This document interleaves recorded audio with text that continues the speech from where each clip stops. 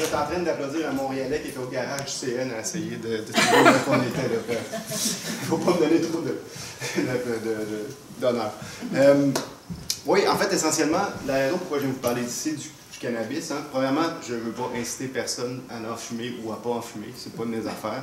La raison pourquoi, en fait, les journalistes m'appelaient l'an dernier sur cette question-là, c'est parce que j'avais publié avec un de mes collègues une étude sur les effets économiques si on privatisait, disons, la vente du cannabis ou si on le laissait à une société d'État. Notre objectif, lorsqu'on a fait cette étude-là, en fait, c'était même pas en disant il faut légaliser ou non, c'était plutôt de dire, puisque la légalisation arrive, c'est qu'est-ce qu'on fait? Puis, pour faire cette étude-là, on s'est inspiré, on a rencontré des gens qui travaillent dans le domaine de la santé publique, puis on a rencontré des gens qui travaillent dans des domaines, disons, plus nébuleux, et des représentants, entre guillemets, du marché noir. Puis notre objectif était finalement, de voir qu'est-ce qui était les meilleures pratiques. À ce moment-là, moi, mon rôle était moi, je suis un gars de chiffres et de calcul plus souvent qu'autrement. Donc, si des fois vous me trouvez un peu trop poussé quand je monte des affaires, ou si vous me trouvez plate, faites-moi signe. Moi, je trouve ça bien fun, mais des fois. Avertissez-moi. Mais moi, on avait démontré finalement que ce soit, disons, les dépanneurs ou les petites compagnies privées qui vendent le cannabis, ou que ce soit la SAQ, pour le Québec, en termes de retombées économiques, il n'y avait pas une grande différence en termes de jobs créés, par exemple, ou en termes de retour sur le PIB, mais que, en termes de santé publique, il y avait des effets importants. C'est pour ça qu'il fallait, à notre avis, favoriser que ce soit la SAQ à l'époque, ou du moins l'équivalent de la SAQ qui s'occupe de la distribution du cannabis. Donc là, aujourd'hui, ce que je vais faire,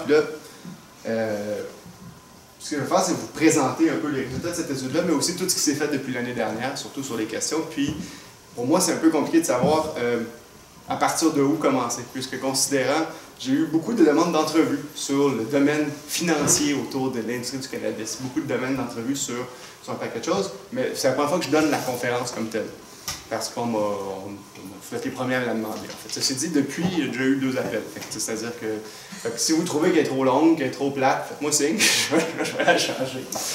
Puis si vous avez des commentaires, n'hésitez pas à m'en faire, je vais là-dessus. Mais pour moi, c'est un peu difficile de voir où commencer. Donc, je vais vraiment commencer par le commencement. Je vais passer un petit peu de l'histoire du cannabis dans l'Amérique du Nord. Parler des enjeux de santé publique, puis ensuite un peu parler des questions économiques. Mon objectif à la fin de la conférence, c'est un peu de prendre, je dirais, ce qu'on voit dans les journaux, les grosses unes des journaux, les scandales qu'on voit, et de voir est-ce qu'il y en a qui sont vrais, est-ce qu'il y en a qui sont faux. Par exemple, est-ce qu'il va y avoir plus d'accidents sur les routes à cause de la légalisation? Est-ce que, par exemple, on va faire une bonne prévention avec la SQDC? Donc, c'est un peu ça que je vais vous présenter. Je vais tout lâcher les questions, puis si vous voulez me poser des questions pendant que je fais la conférence, n'hésitez pas, faites-moi signe, je vais les prendre, je vais les regarder. Donc, petite introduction. Autre chose. Je sais, je dis ça chaque année, là, ça fait 2 ans. Je suis papa de 2 jeunes enfants qui font pas encore leur nuit. Et donc, des fois, quand je suis mêlé, faites-moi signe, des fois c'est de la faute à mon petit garçon. Il ne me laisse pas dormir assez. Donc, c'est ça. Donc, l'histoire du cannabis, pour commencer, les dates importantes. Évidemment, en Asie, par exemple, ou dans plusieurs pays, disons, même à l'époque méditerranéenne, le cannabis était très présent. En fait, ça pousse assez facilement en général, donc il y a des places où c'était très présent, puis c'était cultivé généralement pas pour ses propriétés euphorisantes, quoiqu'il y en avait puis les gens en fumaient, mais beaucoup plus pour être utilisé comme une forme de tissu ou de cordage, des cordes de chanvre, des grosses cordes qu'on connaissait à l'époque. C'est finalement la plante du cannabis qui est utilisée pour faire ça. On faisait des voiles de bateau avec ça, et même une forme de papier. En fait, on dit que la première Bible de Gutenberg a été imprimée sur du papier de chanvre. Donc, c'était très présent dans nos us et coutumes, disons, en termes d'humanité. En Amérique du Nord, ça l'était un peu moins. Ma compréhension, puis je ne suis pas un grand expert, mais c'était quand même présent aussi dans les cultures amérindiennes et autochtones à l'époque des Premières Nations. Par contre, à partir de 1900-1920, aux États-Unis, il y a eu une contestation très forte de l'industrie du chanvre, qui était une industrie justement qui faisait une forme de papier, pour différentes raisons. 2 raisons en particulier. La première, je pense que vous connaissez un peu cette réalité-là, mais puisqu'on imprimait sur du chanvre, les il y avait un grand holding aux États-Unis, une grande industrie du papier. Il y avait un intérêt à ce que le cannabis soit tassé, entre guillemets, comme forme d'industrie, comme papier, pour faire de la place à l'exploitation de la forêt des papiers, et du papier. Puis c'est une industrie qui provenait beaucoup plus de l'Amérique du Nord, cette industrie-là, que les industries qui étaient là. D'autre part, il y avait aussi, dans les années 1900 aux États-Unis, il y a eu une forme de reconstruction, c'est les années de construction d'Amérique, en fait. Et il y avait beaucoup d'immigration, notamment d'immigration asiatique et d'immigration mexicaine, qui avaient dans leurs us et coutumes beaucoup plus l'utilisation du cannabis comme forme comme forme pour affumer, pour être euphorisante. Et donc, à terme, on a utilisé le cannabis comme manière d'exacerber certaines tensions raciales entre les Asiatiques, les Américains et les Mexicains. Le terme marijuana, en fait, est le terme espagnol qui arrivait du Mexique.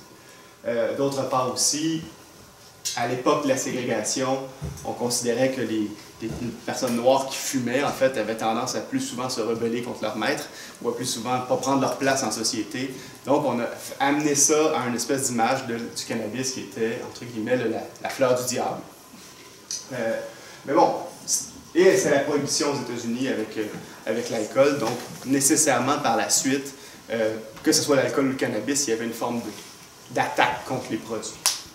Mais c'était une tension qui était là, il y avait on arrêtait des gens pour le cannabis un peu, mais c'était pas quelque chose de très fort, jusque dans les années 60-70, où il y a vraiment eu une volonté aux États-Unis de faire une forme de contrôle. En grande partie sous la Reagan, où finalement la guerre à la drogue s'est lancée. Puis la guerre à la drogue, on a associé finalement, que ce soit le cannabis, la cocaïne ou l'héroïne par exemple, c'était toutes des drogues, il fallait tous les arrêter et les prohiber. Au Canada, en fait, oh oui. En quelle année, en termes de législation, là, ça a été nommé comme quoi c'est illégal, puis il peut y avoir des arrestations? Bien, dès 1920, mais c'est un peu... Donc, si on pense par exemple au Canada il y a 10 ans, les arrestations pour le cannabis, il faut que tu sois producteur généralement, ou en tout cas, si tu veux être en prison pour le cannabis, il faut que tu aies fait quelque chose de gros avec, il ne faut pas que tu aies juste été arrêté en fumer, disons, voyons ça comme ça. C'est un peu la même chose, mais dans les années 70, vraiment, 60-70, on a vraiment dit là, ça va faire, c'est de la drogue construit le marché noir, construit il faut aussi rappeler que dans les années 70, on était à la sortie de la guerre du Vietnam aux États-Unis. Il y a des gens qui sortent de là amochés, qui reviennent aux États-Unis. Les villes comme New York, le Bronx, c'est beaucoup plus violent que celle d'aujourd'hui. Et il y a des contextes de guerre de gang avec des gens qui ont fait l'armée déjà dans leur vie. Et donc, il y a une volonté de prendre, par exemple, une forme de pouvoir. On peut penser, par exemple, aux Black Panthers à l'époque aux États-Unis. Il y a des moments où il y a des grosses crises de guerre de gang fortes. Et là, on dit aux États-Unis, ça va faire. Puis toute forme de drogue va permettre l'arrestation générale. À terme, ça a mené que les grosses organisations ont quand même su se développer, les grosses organisations criminelles, mais c'est surtout les consommateurs, les petits consommateurs qui ont eu des problèmes aux États-Unis. Au Canada, ben, en fait, on n'avait pas une grande connaissance du cannabis. Et puis quand les États-Unis ont commencé à l'interdire, à l'arrêter, ça ne nous posait pas trop de problèmes, nous, ici, parce que, en fait, ils venaient chercher le bois au Québec et au Canada, donc ça nous arrangeait plutôt qu'il y ait plus de papier que de chanvre en général. Puis donc, c'est pour ça qu'on a un peu suivi le pareil. Puis bon, en 2014, certains États des États-Unis, le Colorado, l'État de Washington, où se trouve la ville de Seattle aussi, ont légalisé le cannabis. Il y a certains États, comme par exemple le Nevada, qui ont des lois un peu compliquées, c'est-à-dire que c'est pas interdit d'en vendre, c'est pas interdit d'en consommer, mais c'est interdit d'en avoir. Ça crée des... en tout cas, il y a des gens qui utilisent toutes sortes de boucles et de formes de loopholes, on dit, pour essayer de s'en sauver. Puis en 2018, bon, le Canada légalise. Pour beaucoup des questions, j'utilise des données qui sont fournies par Statistique Canada sur la légalisation, sur la marijuana puis sur le cannabis. Il faut comprendre que ce n'est pas des données qui sont parfaites. Hein. Ça vient souvent de sondages ou de recensements. Donc, ça veut dire que c'est des gens qui ont écrit dans leur recensement qu'ils fumaient du cannabis ou qui en avaient déjà consommé dans les dernières années. On a fait des extrapolations, mais ça reste des données qui sont, disons, embryonnaires. Mais on a aussi, quand même, aussi au Colorado, plus d'informations parce que c'est légalisé depuis 4 ans maintenant. Supposons que ça prend entre 2 et 3 ans souvent à colliger des données. Donc, on a quand même 1 ou 2 années d'opération depuis la légalisation. On est capable de faire un portrait. Donc, je ne dis pas que tout ce que je présente, ce n'est pas parfait, mais évidemment, ça donne une idée. Bon, en fait, moi, je commence à la base, puis si vous êtes tous des grands consommateurs de cannabis, faites-moi signe tout de suite, parce que là, je vais vous ennuyer. Sinon, n'hésitez pas à me poser des questions. Puis je ne vous dis pas que je vais pouvoir toutes répondre à certaines, celles sur la botanique notamment, c'est pas ma force. Mais essentiellement, le cannabis, c'est quoi? C'est une plante, comme on voit ici, finalement, ça ressemble presque à un froid embrasé dans une certaine mesure, avec les fameuses feuilles qu'on connaît, qu'on voit souvent dans certaines arbres. Est-ce que vous voyez bien derrière ou c'est vraiment... ouais. Puis, en fait, la tige, mais ce qu'on regarde, c'est généralement l'espèce de fruit qui est au bout, qu'on appelle en anglais un bud. Et c'est souvent ça qui est assez dense, qui est égrené, séché, égrené, qui fait une forme de tabac finalement. Puis, sinon, il y a aussi les feuilles, parce qu'il faut comprendre que dans l'industrie du cannabis, qu'elle soit légale ou qu'elle soit illégale, c'est un peu comme en cuisine, on ne jette rien. Donc, souvent, ce que d'autres personnes vont faire, c'est prendre aussi les feuilles, les tiges, les faire sécher, mais en faire une espèce de beurre pour faire éventuellement des huiles. Donc, quand on voit par exemple, à la SQDC, c'est possible d'acheter des huiles de cannabis, c'est finalement du restant des feuilles et des tiges. Il y a trois types de cannabis. Le cannabis indica, qui est une feuille un peu plus large comme ça, et puis le sativa, qui est un peu petit, qui ont toutes les deux des propriétés un petit peu différentes. Et maintenant, quand vous allez magasiner à la SQDC, comme vous le faites, j'imagine, à tous les dimanches, vous allez avoir le choix entre votre forme de cannabis favori, un peu à l'image d'un bon Bordeaux ou d'un beau Beaujolais. Je suis sûr que c'est à peu près la même chose pour vous. Puis, il existe aussi des mélanges entre les deux qu'on appelle des formes hybrides. Quand je parlais que chacune des plantes avait des propriétés différentes, en fait, l'indica, donc celle qui est la première, est plus petite, un peu, c'est à peu près grand comme ça. C'est un vert plus foncé. La fleur qu'on a, le fameux bud, est beaucoup plus compacte et serrée, donc ça fait une production qui fait quelque chose qui se fume plus lentement normalement. Et le taux de THC est assez faible, est moyen en fait, et le taux de CBD est élevé. Ça, on va y revenir parce que il va falloir que je lise les termes scientifiques, ça va être un moment de stress pour moi assez grand. L'indica a tendance à amener l'effet plus relaxant du cannabis. Donc, quand par exemple on imagine quelqu'un qui a fumé du cannabis qui est bien relax dans un divan, par exemple, c'est généralement, ça provient de l'indica, plus souvent comme ça. Le sativa, lui, est une plante qui est haute d'à peu près 5 mètres. Donc, si vous voyez, par exemple, des plantes dépasser des clôtures de chez vos voisins,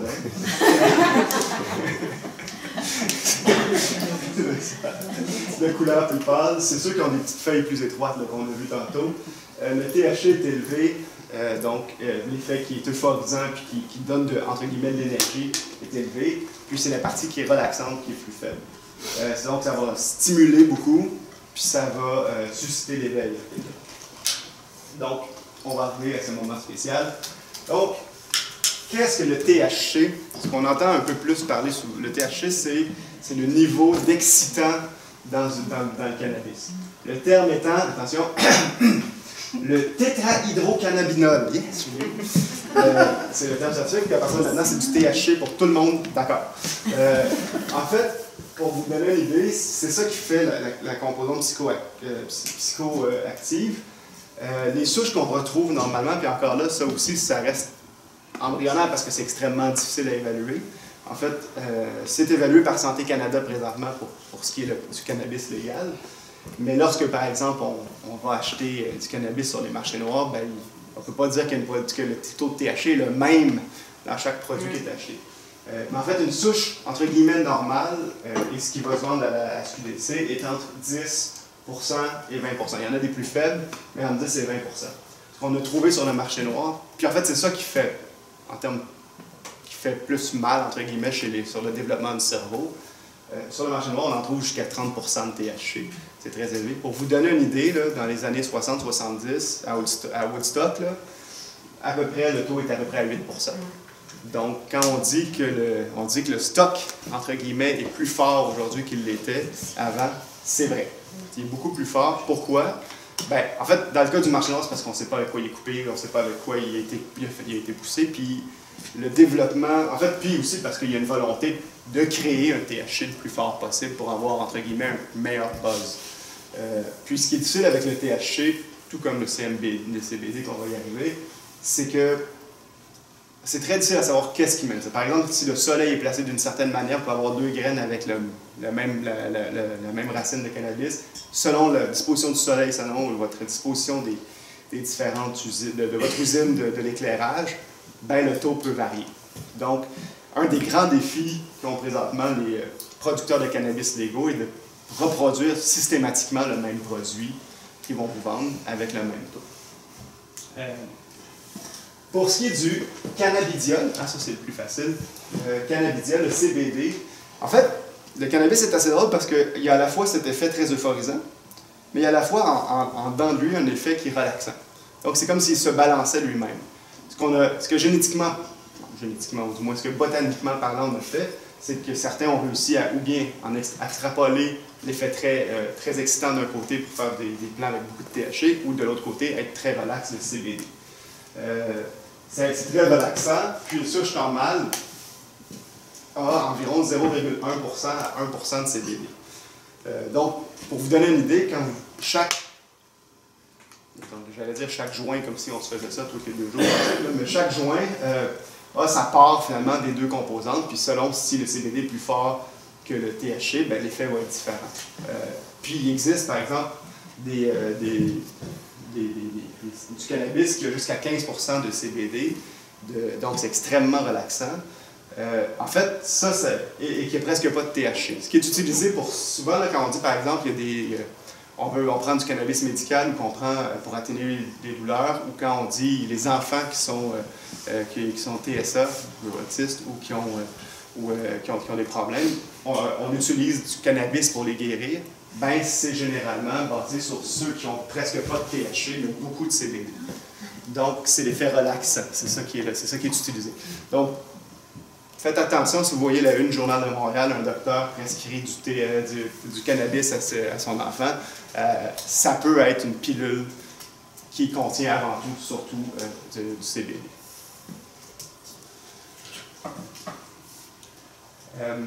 Bon, là, je vais dans la partie simple, la partie consommation, disons.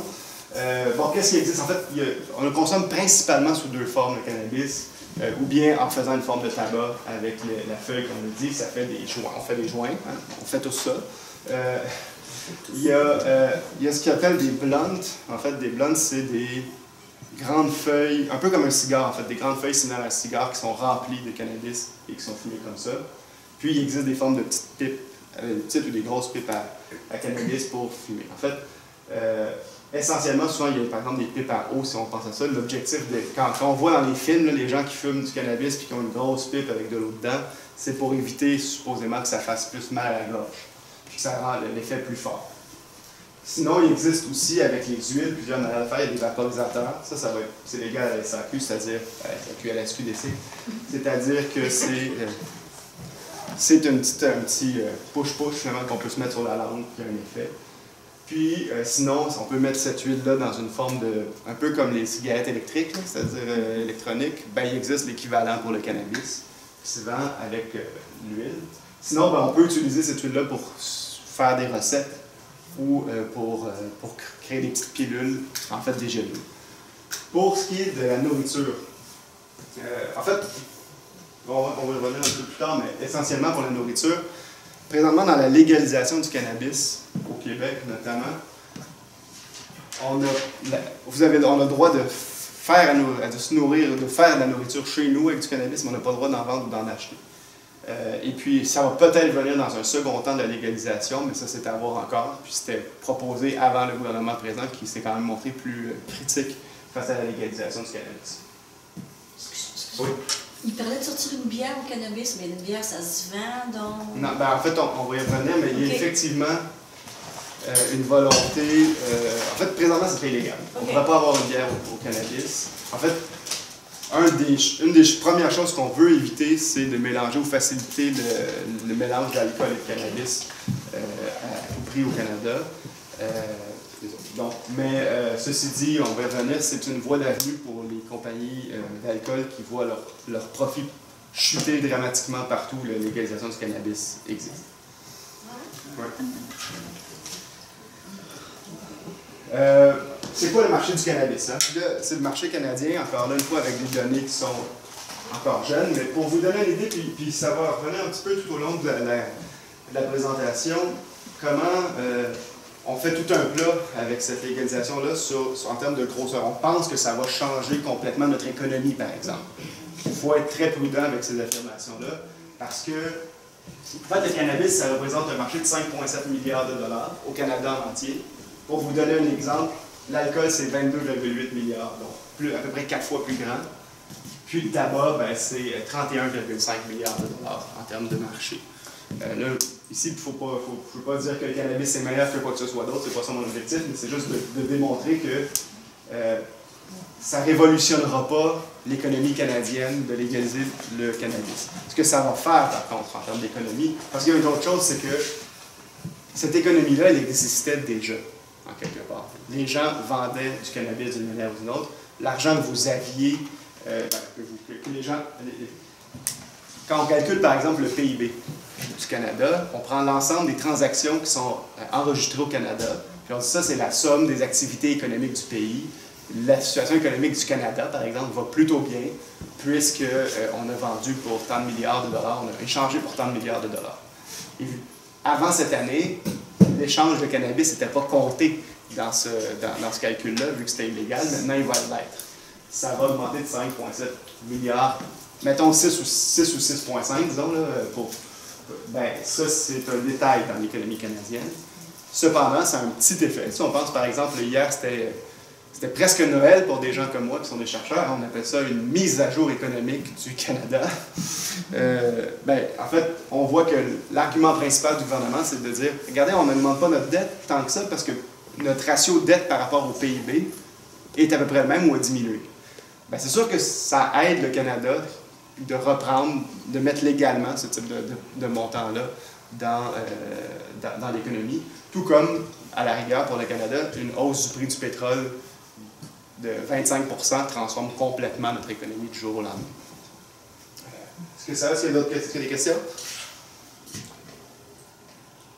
Est-ce que je parle assez fort en arrière? Bon, pourquoi légaliser? Là, je vais passer un petit peu les arguments qu'on entend et d'expliquer un peu ce qu'il y en est. En fait, M. Trudeau, hein, quand il va acheter, tout le monde en parle, sa première chose qu'il va nous dire, c'est « Ah, on légalise parce que ce qu'on veut, c'est affaiblir le marché noir. Hein, » Il va nous dire « On va réussir à faire ça. » En fait, c'est pas si simple que ça. C'est pas si simple parce que, en fait, la réalité, c'est qu'on a perdu la guerre contre les drogues. Ça marche pas. On investit énormément d'argent en fait, et là, je parle du point de vue du gouvernement, là, je ne parle pas... pour le gouvernement, il y a un investissement massif d'argent pour essayer d'attraper les criminels, pour essayer de stopper le plus de drogue possible sur le territoire. Mais en même temps, il y a des consommateurs qui veulent en consommer de toute manière. Puis si, admettons même qu'on empêchait toute forme d'organisation criminelle de vendre du cannabis, ils s'en feraient pousser d'une manière ou d'une autre. Il existe une économie parallèle avec le cannabis.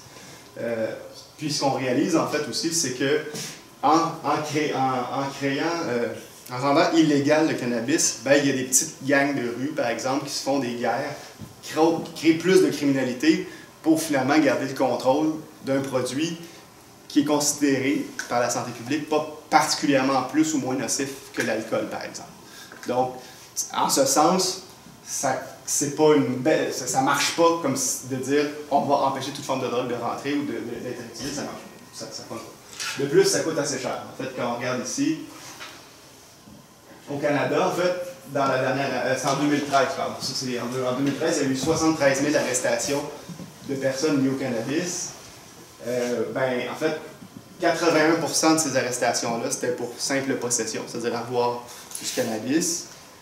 Dans les faits, le 2/3 des verdicts ont mené à une non-culpabilité parce que c'est très difficile de prouver que c'était pour qui, c'était pourquoi, comment c'était, puisque les quantités étaient suffisantes pour démontrer qu'on était un dealer, par exemple. Puis, sinon, il y a 19% d'arrestations qu'on ne connaît pas exactement. C'était pour d'autres crimes, mais souvent qui sont en lien avec, de toute manière, avoir du cannabis, mais aussi posséder une arme à feu, par exemple, ou être dans une gang. Donc, bon, c'est un bien. Puis en fait, ça coûte payer les juges, payer les procureurs, payer tout ça, et l'incarcération, à peu près 1,6 milliard de dollars annuellement au Canada. D'autre part, en termes de problèmes qu'on remarque, en termes de santé publique, c'est que, comme on l'a vu sur le marché noir, c'est rendu que les produits sont très très forts. Le taux de THC est beaucoup plus élevé. Il n'y a pas de vérification. Puis finalement, on se ramasse avec, souvent, le cas qu'on voit, c'est des personnes les plus jeunes, en fait, qui fument des produits de mauvaise qualité, puis que ça ne les aide pas, à terme, à être fonctionnels. Et donc, à ce moment-là, il y a une autre avenue de dire, peut-être que si c'est pour être là, assurons-nous que ce soit quelque chose de qualité qui soit présent. C'est ça l'argument qui va être défendu par la santé publique. Puis, il y a un argument économique qui est moins fort, à mon avis, et moins intéressant sur la question de la santé, c'est que ça coûte quand même assez cher. Non, ça ne coûte pas si cher, en fait, de gérer les bad trips, parce qu'il faut comprendre que, contrairement, par exemple, à d'autres drogues, en fait, le cannabis, on peut en faire une surdose, mais c'est des cas extrêmes, disons, mais il n'y a pas de... Par rapport à l'alcool, par exemple, il n'y a pas de coma éthylique. Donc, les gens qui ont trop fumé et qui se ramassent à l'hôpital en zone de dégrisement, disons ça comme ça, ça coûte à l'État à peu près 14 millions de dollars. Pour vous donner une idée, en alcool, ça coûte 145 millions de dollars juste en journée pour vous laisser les gens qui ont trop bu dans un lit à l'hôpital pour leur dire c'est le temps de dégriser. Donc, bon, ça ne coûte pas cher de gérer ça, mais ceci dit, c'était pour vous donner un peu une idée d'à quel point il y a des choses qui sont faites. Maintenant, ça aussi, c'est des données statistiques où est-ce qu'on voit, par exemple, que dégriser de la cocaïne, c'est 13 millions, puis dégriser des opiacés, c'est 15 millions. En fait, il faut comprendre que quelqu'un qui est dans l'illégalité ne va peut-être pas aller à l'hôpital non plus aller dégriser. Et donc, c'est pas impossible que toutes ces données-là, on change radicalement l'an prochain, disons. Mais à noter, par contre, qu'au Canada, comme aux États-Unis, on voit une montée importante des coûts liés aux gens qui ont pris trop d'opiacés. D'opiacés, pardon.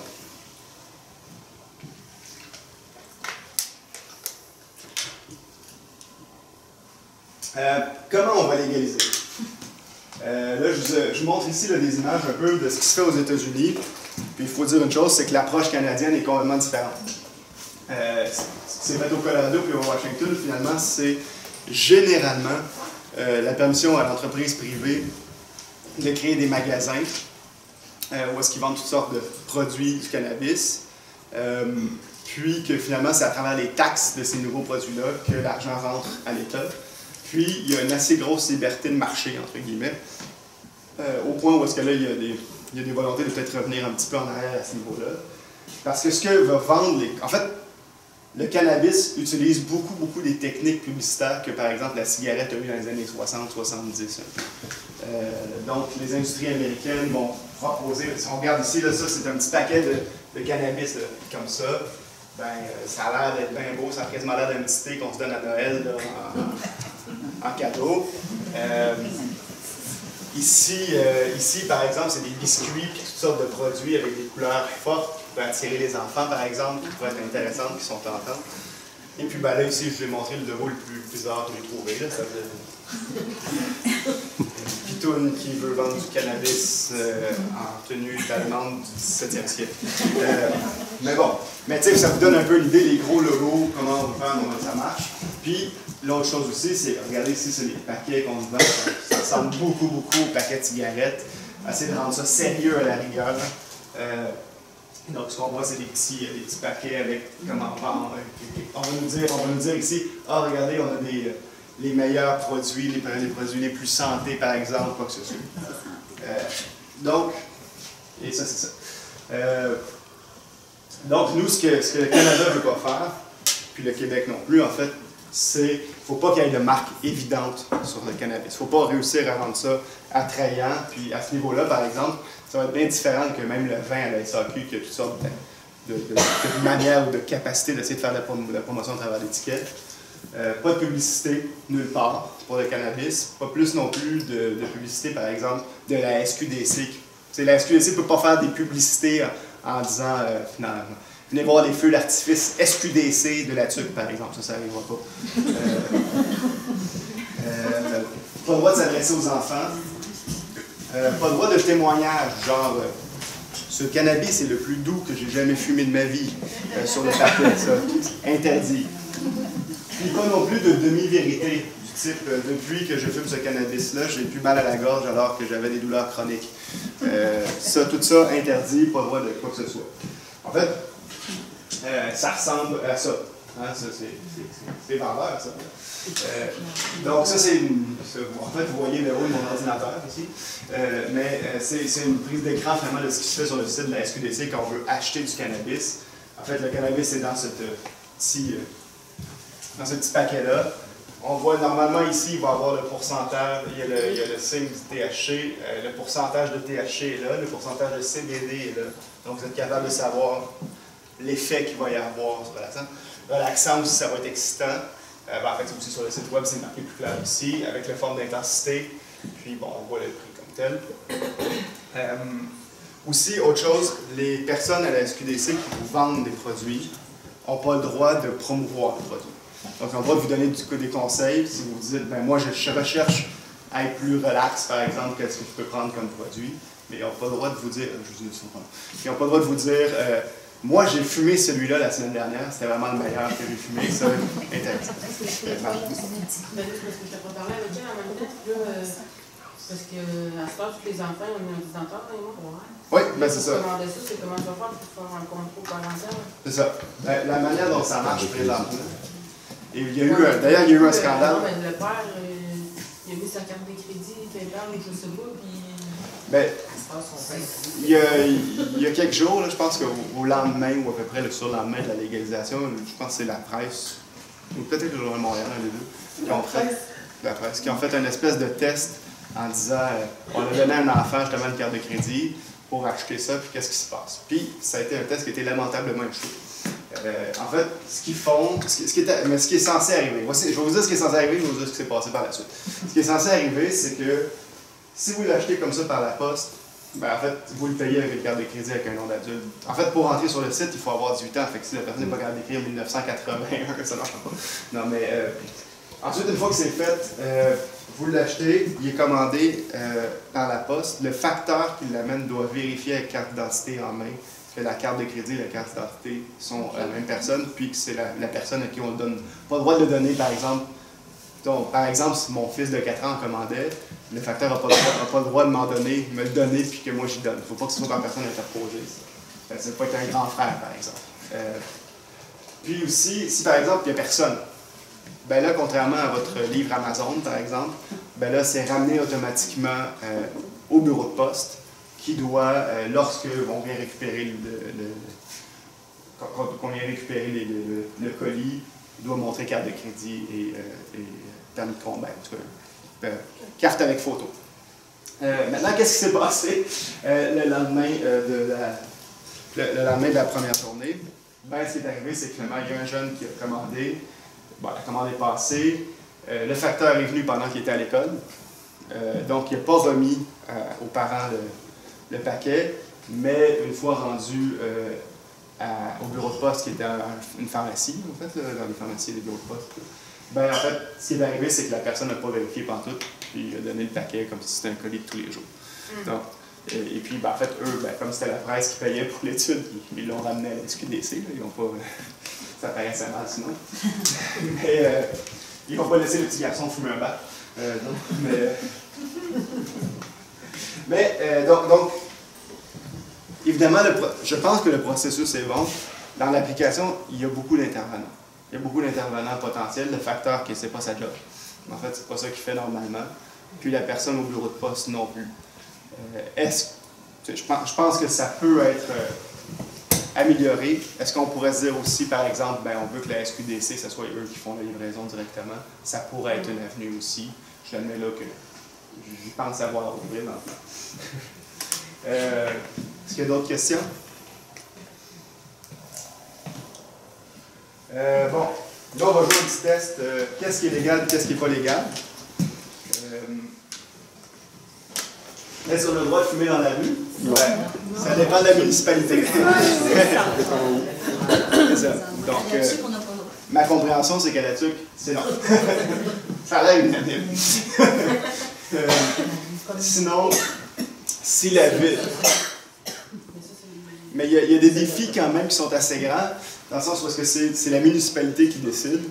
Si vous êtes à Montréal, par exemple, qui est formé de plein de municipalités, ben, vous avez le droit de fumer dans un coin de rue, vous terrassez à la rue, vous n'avez plus le droit. Donc, ça dépend. Mais généralement, la loi québécoise et canadienne, ce qu'elle dit, c'est que vous avez le droit de fumer partout, est-ce que vous avez déjà le droit de fumer de la cigarette dans la rue, disons. Après ça, c'est la municipalité qui fait ses propres lois. Est-ce que si j'ai 17 ans, j'ai le droit de fumer de l'alcool? Ça c'est Léonard, voyez-vous? Ça, c'est exactement ça. J'ai 17 ans, le cannabis est légal, est-ce que j'ai le droit de fumer? C'est non. Puis, en fait, si je suis pris à fumer, je peux avoir une amende de 100 $ pour commencer. Est-ce qu'on a le droit de faire pousser du cannabis? Ah, ça, c'est tricky. Parce qu'au Québec, on n'a pas le droit. En Ontario, on a le droit. Au Canada, on a le droit. Alors, ce qui va arriver, c'est que la première personne au Québec qui va se faire pogner à faire pousser, disons, parce qu'au Canada, on a le droit jusqu'à 2 plants, ben, pourrait aller jusqu'en Cour suprême rendu là pour ces 2 plants. Je vous dirais que pour un investissement de 34 $, je ne suis pas sûr que ça vaut la peine, mais bon. Ceci étant dit, ça va éventuellement, probablement, mener à une bataille épique devant les tribunaux qui nous perdent beaucoup d'argent aux contribuables pour ça, ou sinon, un des 2 partis va se changer la vie. Si on est locataire, est-ce qu'on a le droit de fumer du cannabis dans une bâtisse? Non. Oui, ben c'est ça, ça dépend du bail. Mais depuis la légalisation le 17 octobre, les propriétaires ont 90 jours pour pouvoir changer le bail s'ils veulent, pour interdire de fumer dans les locations. Puis ça inclut aussi les balcons, par exemple, si vous voulez fumer sur les balcons. Ceci étant dit, après ça, il y a des flous artistiques sur, par exemple, une cigarette électronique avec de l'huile. Est-ce que c'est fumé ou non? Bonne chance. Ça va être un beau défi. Est-ce qu'on a le droit de fumer au travail? Non. Ben, c'est la même chose que l'alcool, par exemple, pas le droit de... si votre employeur vous laisse entrer complètement au bureau, bonne chance. Muffin aux potes, on l'a dit un peu pour cuisiner. Non. Fait maison, c'est ça. On peut le faire. On peut cuisiner, on peut pas en vendre, on ne peut pas en faire la promotion. Puis d'ailleurs, si par exemple, admettons que ce soir, tous ensemble, on se faisait un petit buffet aux potes, là, comme ça, les effets sont quand même importants parce que, en fait, souvent, c'est un des dangers, puis c'est pour ça qu'il y a une inquiétude, c'est que l'effet prend beaucoup plus de temps avant de se faire ressentir. Ça peut prendre environ 1 heure, 1 heure et quart. Donc, les restaurants qui se voyaient proposer des accords, disons, potes, peuvent avoir de la difficulté parce que comme ça prend beaucoup de temps, les gens mangent leur repas, puis ensuite ils sont stoned, puis ils vont prendre le volant, par exemple. Ben, c'est là où est-ce qu'il y a un problème. Puis là, il faut réfléchir à ça. C'est pas de gérer la même manière. L'autre problème qu'on voit, c'est des gens qui se font, par exemple, des muffins. En fait, l'huile, c'est beaucoup plus difficile de déterminer à quel taux de THC ou de CBD peut avoir dans un produit. Puis quelqu'un qui en mange, ça prend du temps avant qu'il fasse effet, fait qu'il en prend d'autres entre les deux en se disant ça n'a pas marché. Puis là, il se ramasse en avoir pris pas mal plus, puis il a trouvé que la vie est pas mal plus lente qu'il pensait quand il Est-ce qu'on a le droit de fumer dans les bingos? Pas de cigarette, quoi. Ben, il y a des bingos où on a le droit de fumer. Mais malheureusement, pas le cannabis. Moi, ça, c'est celle qui me fait le plus de peine. Parce que sincèrement, j'irais observer une partie de bingo où tout le monde est stone.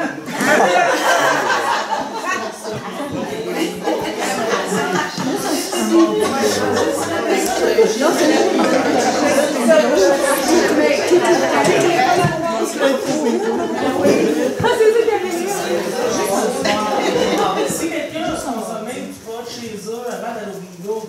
Ah, ben là, il a le droit. Oh, il a le droit. Au bingo. C'est ça. Il a le droit d'être stone au bingo. Il peut être stone au bingo. Il peut pas se mettre stone. Il y en a un qui va l'avoir le vert, l'autre va l'avoir le vert. Évidemment, pas le droit de fumer en automobile. Si vous voyagez, est-ce que vous avez voyagé avec du cannabis? Non. Au Canada, oui. Vous pouvez aller à Rimouski, vous pouvez aller en Ontario, vous pouvez traîner 3,5 grammes, je pense, avec vous. Mais si vous allez aux États-Unis, bonne chance. Vous allez avoir un petit problème. Et puis, autre chose qui vaut la peine d'être sûr, c'est-à-dire que si vous achetez, par exemple, sur le site de la SQDC avec votre carte de crédit, ben, vous achetez avec une carte qui est américaine, Visa souvent, ou disons Mastercard. Ben, à cause du Patriot Act américain, les compagnies, les États-Unis auraient le droit de demander des informations sur vos achats à cette compagnie-là. Et puis, si vous avez acheté du cannabis, par exemple, pourrait très bien vous refuser l'accès aux États-Unis. Oui, ben, en fait, On va nationaliser les cartes de crédit. Ah, on peut faire ça. On pourrait nationaliser la dette des Québécois, ça. Mais essentiellement, ceci dit, c'est peu probable que ça arrive. Oui? Si tu pars en voyage, tu n'es pas chauffeur, tu vas en avoir ta possession pour passer les lignes. Pas aux États-Unis. Tu n'as pas le droit de rentrer du cannabis aux lignes, mais. Puis tu n'as pas le droit non plus de fumer si on est en voiture, vous êtes, par exemple, pas la conductrice, mais vous fumez, vous avez pas le droit. Parce que la fumée secondaire, puis après ça, pour le policier, ça devient. Mais encore là, tu sais, tout ça va. On est certain d'avoir un nombre d'histoires qui vont mener à des procès, toutes sortes. On va en voir passer dans les années sur ces affaires-là, sur des détails. Ok, je vais parler un petit peu des enjeux de santé publique. Encore une fois, là, des fois, j'ai l'impression que si je dis des choses qui sont trop connues, arrêtez-moi, puis dites-moi de passer à autre chose. Mais bon, les effets à court terme du cannabis, les dangers, c'est d'avoir un bad trip, effectivement. C'est-à-dire que quand vous en prenez, vous en mangez ou quoi que ce soit, vous avez l'impression que tout va mal, vous vous isolez, puis vous êtes pris dans votre tête avec les mauvaises intentions. La différence, puis là, effectivement, les gens peuvent devenir un peu violents ou devenir très chaotiques. Essentiellement, les gens en santé publique disent, ben, si vous êtes capable de faire, entre guillemets, un safe space ou un lieu calme pour ces personnes-là, vous pouvez les laisser dans leur coin. À terme, ça s'arrête tout seul. Ça crée moins supposément de force que, par exemple, les gens qui boivent trop et qui deviennent violents, par exemple. C'est moins radical. Sinon, ben, ça crée de l'euphorie. Ça joue sur la mémoire. Si vous ne pensez pas justement le bingo, ça serait quelque chose. Surtout la personne là, qui après revérifie les cartes. Là. On a-tu dit ça, nous autres? B12, là? Ça fait augmenter l'appétit. D'où la raison pourquoi, au Colorado, semblerait-il que les scouts s'installent devant les magasins qui vendent du pot puis ils vendent leurs biscuits de scouts.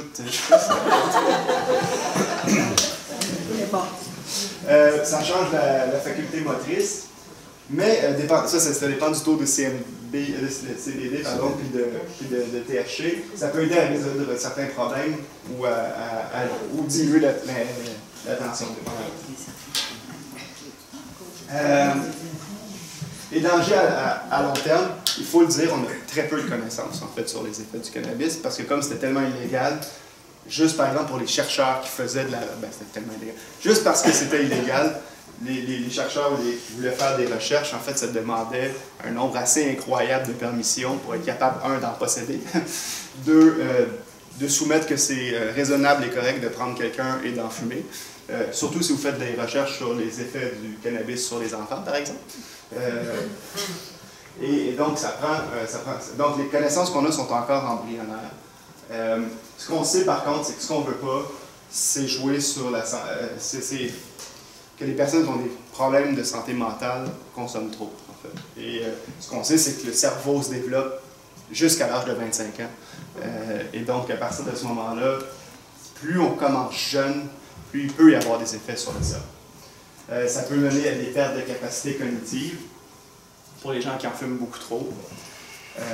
Puis aussi, en fait, tout comme le tabac peut mener à des cancers du poumon, par exemple, ou de la gorge. En fait, c'est un peu similaire. C'est la fumée. C'est la fumée. Ceci étant dit, c'est quand même vrai que le cannabis a moins de produits chimiques que le tabac ou les échanges de cigarettes. Sur la légalisation. Donc, présentement, le cannabis est légal à 18 ans. Monsieur Caïman, qui est le ministre délégué de la CAQ présentement, nous dit « Nous, on va amener ça à 21 ans. » Un peu comme aux États-Unis, on pense que c'est la meilleure manière de faire. Est-ce que c'est une bonne politique? Ben, en fait, là ici, c'est un peu difficile à répondre, mais en fait, c'est un peu un catch-22. Il n'y a pas de bonne réponse. Là. Mais parce qu'effectivement, on aimerait que les jeunes ne commencent pas à fumer avant 25 ans, par exemple. Ce serait la meilleure manière de s'assurer qu'il n'y ait pas d'effet sur leur cerveau. Mais la réalité, c'est qu'il y a déjà 17% des élèves, ben ça c'est un sondage canadien, là, mais c'est pas l'entrée-là, 17% des élèves au secondaire, finalement, qui ont déjà consommé. Dans ces 17%-là, il y en a 9 qui consomment sur une base, c'est très forte, en fait, quand on y pense consommation. En moyenne, les gens fument leur première consommation le 1er juin à 14 ans. Pour vous donner une idée, l'alcool, les premières consommations sont en moyenne à 13 ans. Puis, il y a 14% de la population. Ah non, excusez-moi. Je me suis trompé. Vous avez vu les scoops. Mais en fait, il y a des gens, il y a 9% de jeunes qui, avant 18 ans, sont déjà presque, qui ont plus de 5 consommations, ont déjà pris plus que 5 consommations dans un jeune. Si on regarde par exemple ça ici, c'est l'âge moyen des acheteurs de cannabis de 2000 à 2017. Donc ça c'était alors que c'était illégal. Ben, 18% c'est des jeunes de 15 à 17 ans qui sont des consommateurs, qui sont des acheteurs. Puis de 18 à 24 ans, il y a 33% des acheteurs. Donc si on suppose qu'on mettait à 21 ans la date limite pour consommer, on est sûr qu'il y a au moins quand même encore 18% des jeunes qui achèteraient sur le marché noir. Ça ne changera pas, ça c'est sûr. Puis qu'il y a à peu près de 18 à 24 ans, si on prend la moyenne entre les deux, c'est à peu près 15% ou 18%. Donc, c'est qu'on peut supposer qu'en bas de 21 ans, il y a à peu près 36% de la population qui achèterait. Non, excusez-moi. 18 plus 16, en fait. Excusez-moi. 34, je me suis trompé. 34% de gens qui consomment déjà. Donc, ça voudrait dire que si on met ça à 21 ans, ben, on a quand même une population qui va être prise à acheter du marché noir d'une manière ou d'une autre. C'est des produits qui sont de moins bonne qualité, qui sont peut-être un peu plus dangereux, puis on fait vivre finalement un marché qui est... Puis c'est la partie qui sont les plus grands consommateurs. Maintenant, encore là, c'est basé sur des données alors que c'est un marché noir. Je ne suis pas sûr que tant... En tout cas, les données sont encore embryonnaires. Maintenant, est-ce que, par contre, si on légalise le cannabis, est-ce que ça va faire augmenter la consommation? Tu sais, on a souvent dit, par exemple, au Colorado, par exemple, on a légalisé, il y a une augmentation de la consommation. Là, ça devient compliqué à répondre, mais parce qu'on n'a pas tant de données encore, mais une chose est certaine, c'est vrai pour le Canada aussi, la légalisation, elle ne se fait pas... En fait, c'est pas... En fait, si vous voulez, le PowerPoint, je vais le distribuer si vous voulez. Je vois des gens prendre des notes, là, mais si vous voulez... Oui. Là, je vais essayer d'être le plus clair possible. Ça ici, c'est les nombres de personnes qui ont consommé du cannabis dans la dernière année. Ça, c'est la ligne bleue foncée ici. Les lignes pointillées, c'est pas important parce que c'est des échelles statistiques. Puis la bleue pâle, c'est combien de personnes ont consommé dans le dernier mois. Donc, c'est normal que dans le dernier mois, finalement, il y a moins de personnes que dans la dernière année. Puis si on regarde dans la dernière année, l'année de la légalisation au Colorado, elle est ici. On voit là, vous voyez un petit plateau ici, puis ça continue comme ça, c'est la même chose. En fait, ce qu'on voit, c'est qu'au Colorado, c'est pas la légalisation qui a mené à une augmentation de la consommation ici, c'est qu'il y avait déjà une tendance générale à l'augmentation de la consommation du cannabis. C'est probablement ça, d'ailleurs, qui a mené le Colorado à vouloir le légaliser, en voyant que c'était tellement présent que ça existait. Mais ce qu'on voit, par contre, qui est intéressant, et là encore, c'est des données très embryonnaires, c'est que le nombre de personnes qui disent avoir consommé dans la dernière année, il y en a de plus en plus, c'est pas normal si c'est légal. Mais ils disent avoir consommé dans le dernier mois, ben, la tendance diminue sur l'année de la légalisation. Donc, ça veut dire que maintenant que c'est légal, en fait, on a cette impression que les gens se calment un peu sur leur consommation en disant c'est accessible. Peut-être que justement, quand ils ont accès à en avoir n'importe quand assez facilement, ça enlève l'idée que si, par exemple, un pusher vient, mais on en achète beaucoup. Donc, il y a cette tendance-là. Maintenant, c'est encore très embryonnaire comme information. La chose qui est importante et qui est intéressante, par contre, en fait, ce qu'il faut retenir ici, c'est est-ce que la légalisation augmente la consommation? C'est pas la légalisation qui augmente la consommation, c'est la tendance générale qui est à la hausse. Mais ce qui est intéressant, c'est que depuis qu'il y a la légalisation au Colorado, c'est l'année de la légalisation est ici, ça c'est le pourcentage des jeunes de 12 à 17 ans qui ont utilisé de la marijuana dans le dernier mois. Donc, à partir, ça augmentait de près de... En 2005, c'était à peu près à 7,75 %. Alors, la légalisation de 2013, c'était rendu à 12,3 %, mettons. Mais là, ça diminue généralement de manière importante.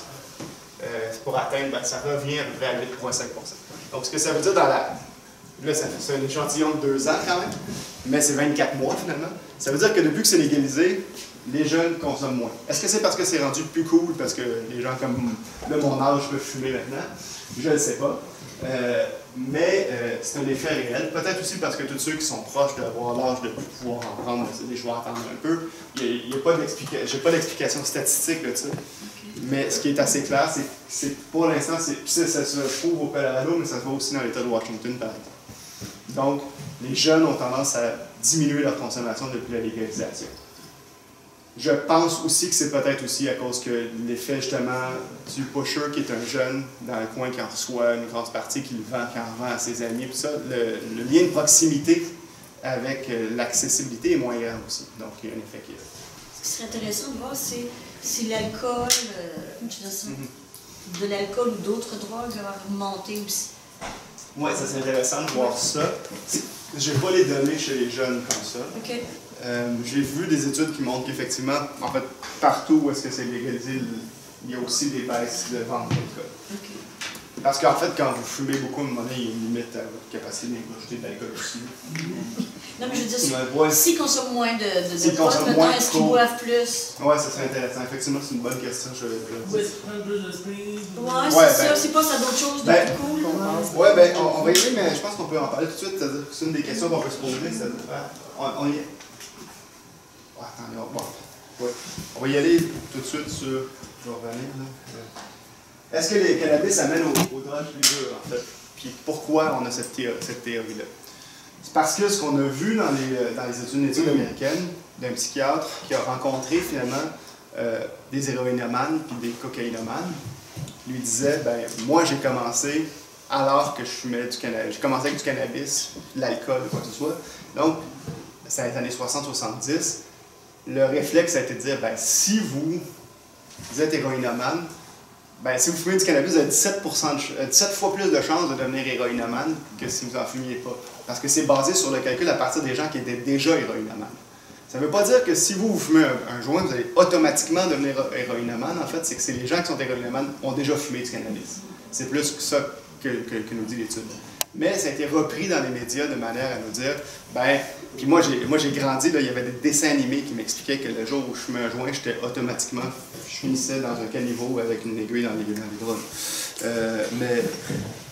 Mais essentiellement, c'est pas avéré scientifiquement vraiment. Ce qu'on est capable de voir par contre, c'est que s'il y a beaucoup de pauvreté, s'il y a beaucoup de violence conjugale, par exemple, s'il y a beaucoup un environnement qui est précaire, là vous avez plus de chances de devenir héroïnomane ou cocaïnomane. Donc ça, d'une part, c'est pas si vrai qu'il y a une escalade à ce point-là. Puis l'autre chose aussi qui est difficile à démontrer, c'est que présentement, puis ça fait partie des discussions qu'on a eues avec des gens du monde plus interlope, disons, les pushers, ils arrivent avec un sac avec oui du cannabis, mais oui du speed, oui de la cocaïne, oui d'autres choses. Si vous l'appelez et il vient chez vous, puis que il vous montre son stock, il va réussir à vous en vendre autre chose que du cannabis à terme. Donc, en légalisant le cannabis puis en enlevant cet espace-là, on espère que ça va diminuer cette augmentation-là des autres drogues. Et ça, outre le fait que c'est des discussions qu'on peut avoir avec des gens ou avec ce monde-là, c'est difficile à prouver parce que, encore là, si les gens parlaient du cannabis dans les sondages il y a 5 ans, par exemple, les gens qui nous disent « Ah oui, je suis héroïnomane dans mes temps libres dans le recensement canadien », c'est moins fréquent. Si on revient ici. Oui, en fait, là, je continue un petit peu sur les questions qu'on a vues du Colorado. Est-ce qu'il y a plus de danger en automobile à cause que depuis la légalisation? En fait, au Colorado et au Washington, on a vu qu'il y a eu une augmentation de 2,7% des accidents automobiles directement liés au cannabis. Ça, c'est les assureurs les assureurs de ces pays, de ces États-là qui ont sorti les chiffres, hein, parce qu'ils sont directement concernés. Mais en fait, ce qu'on apprend, c'est que finalement, oui, mais c'était tous des gens qui étaient déjà des anciens fumeurs qui ont créé ça. Et les accidents, c'est souvent des accrochages, des petits accidents, parce que finalement, quand on est gelé, en fait, les gens ont tendance à rouler moins vite. En fait, une des manières de détecter quelqu'un qui est gelé sur les routes, c'est s'il ne roule pas à la limite de vitesse. Voilà. Les policiers l'arrêtent comme ça. Mais en fait, ils roulent moins vite, mais ils ont aussi beaucoup moins de réflexes. Donc, si par exemple, ils sont confrontés à une situation où est-ce qu'ils doivent agir rapidement, ils sont moins bons, ils sont moins capables. Puis s'ils mixent avec l'alcool, ben là, évidemment, l'effet est beaucoup plus fort et beaucoup plus décuplé. Mais des gens qui sont strictement liés avec le cannabis, ça ne crée pas des grands accidents généralement. Oui? Est-ce que ça serait quelque chose qui est possible, qu'il y ait au contraire une diminution? Parce qu'avec la légalisation, ils vont plus surveiller, j'imagine. Donc, peut-être que ça va avoir un effet inverse. Peut-être. L'an dernier, au Colorado, sur la seule année qu'on a disponible, c'est une augmentation de 2,7%. Mais c'est surveillé plus, c'est encore plus. Il y a peut-être ça. Mais ça, c'est pas les poignées, ça, c'est les assureurs. Ouais. Okay. Mais en même temps, est-ce que cette année, c'est 2,7 puis l'an prochain, ça va être moins 4? C'est bien difficile à dire présentement. Mais bon.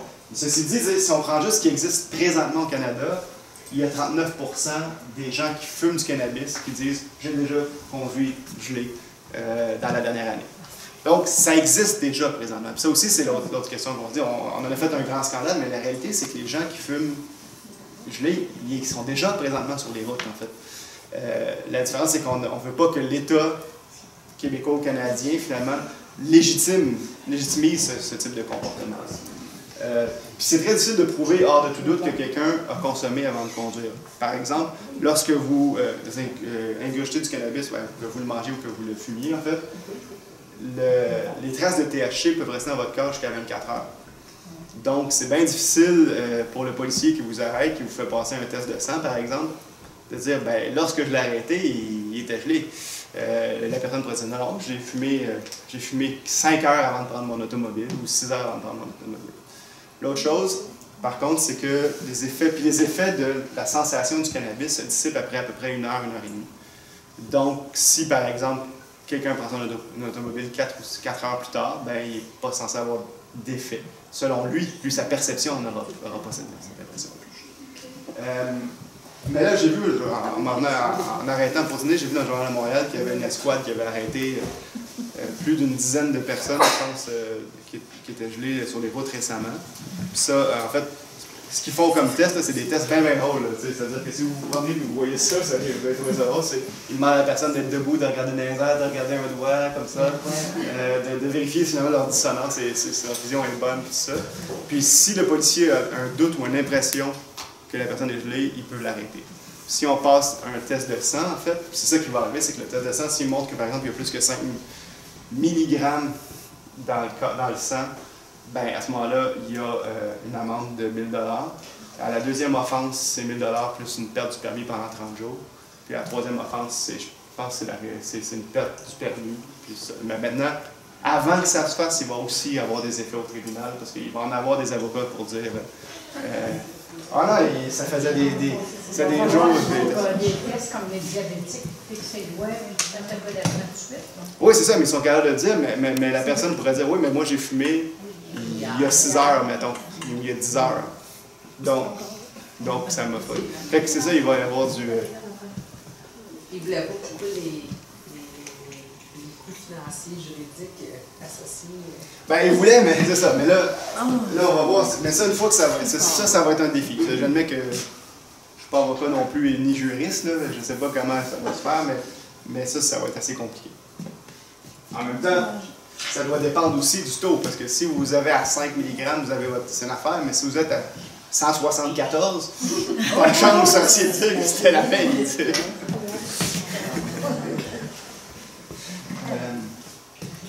Les autres résultats qu'on remarque de Washington puis du Colorado, c'est qu'il y a une baisse des morts aux opioïdes élevée, de 14% de diminution dans ces États-là.